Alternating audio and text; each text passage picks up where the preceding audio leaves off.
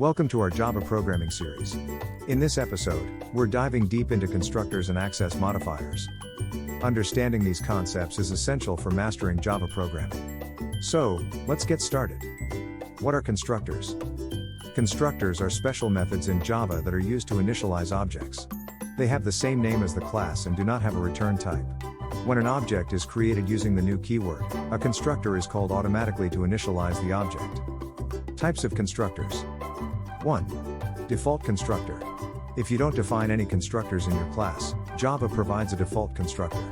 It initializes the object with default values. 2. Parameterized constructor. Unlike default constructors, parameterized constructors accept parameters. They allow you to initialize objects with specific values. What are access modifiers? Access modifiers determine the accessibility of classes, methods, and variables in Java. They control the level of visibility and accessibility to other classes and packages. Types of access modifiers. 1. Public. Public members are accessible from any other class. 2. Private. Private members are accessible only within the same class.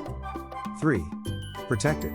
Protected members are accessible within the same package or subclasses. 4. Default, package private. Default members are accessible only within the same package. Understanding constructors and access modifiers is crucial for writing efficient and secure Java code. With constructors, you can initialize objects effectively, while access modifiers help you control the visibility of your classes and members. Keep practicing, and soon you'll be a Java master. Thanks for watching. Don't forget to like, share, and subscribe for more Java tutorials. Happy coding!